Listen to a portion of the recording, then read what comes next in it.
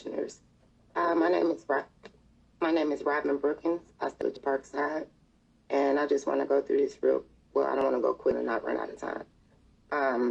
At the last Commissioners' incidents, we're organizing an effort to recall our president of our to me, or just a statement, but immediately after I was cut off, the response was, we can't worry about who's taking up space. Excuse me, I have a cold.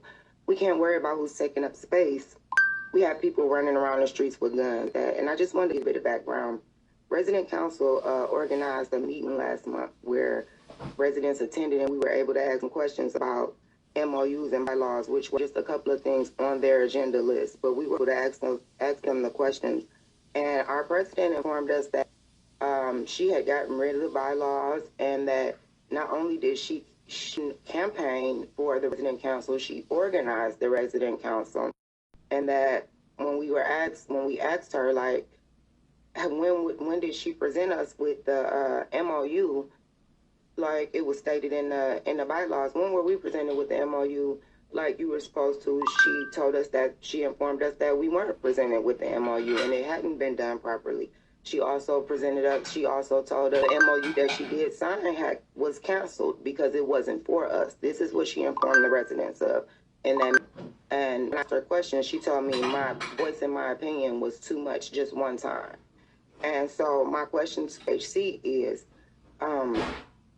if we have the accurate amount of residents on board for a recall, and we have a president that's telling us only you guys know if the MOU was canceled or not, and if we're getting inaccurate information, we can't trust our leadership. I'm finding it hard to keep hearing you guys say you fully support the resident council, because if 7 people voted out of 125 households, but we have 10% of the residents out of 125 households that are willing to have a recall for our president, that should tell you clearly that the resident council isn't speaking for the residents. They're speaking for someone else, but not us. They're not even listening to what we want. And it's alarming to hear you guys say, yeah, you're going to ignore what people have to say when we say this. And, lastly, I just want to say, again, I do have the required documentation for our recall that we've asked for, and I would like to know how it can be submitted. When do I submit it? And I would like it to be honored, like it says in our bylaws, in the next 30 days.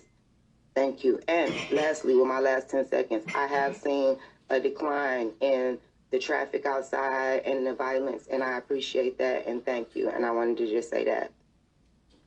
So, thank you. First, let me apologize for making you feel like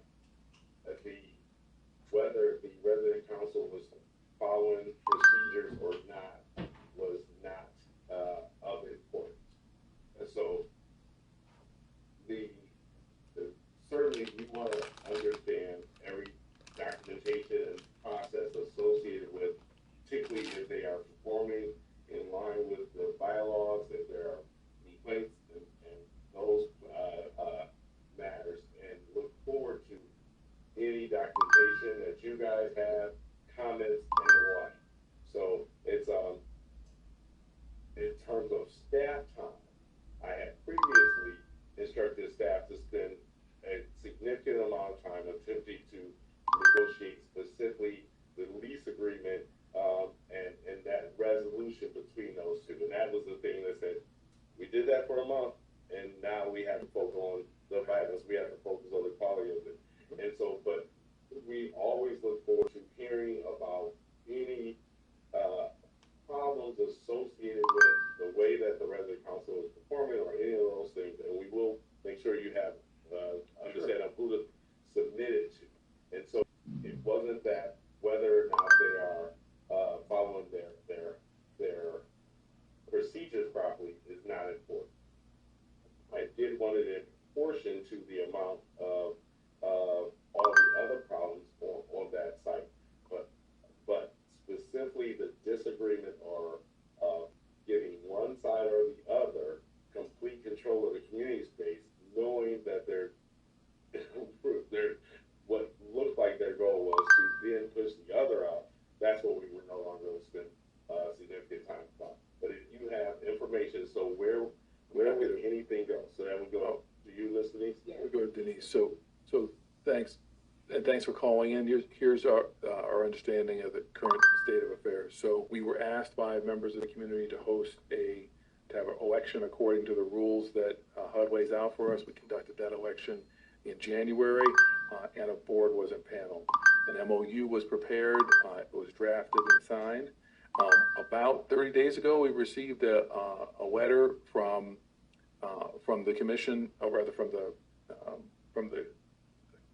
the resident council, saying they were concerned about aspects of the MOU and they wanted to meet with us to talk about it. That meeting hasn't happened yet. I'm not saying anything about what she said to you, but we do understand her concerns about the MOU, and we're hoping to. I think we have a meeting scheduled with her next week. You should bring your petition to our resident services leader, Denise, and it'll be treated the way that it's supposed to be treated. I think that's what we shared last time, and if it isn't, then please feel free to speak with Denise. I did receive the email, so I'll read this next. Okay. Well, thank you very much, and we always look forward to residents being active in the oversight of their resident boards and letting us know when there is our citizens. So thank you very much. Do you have any other questions?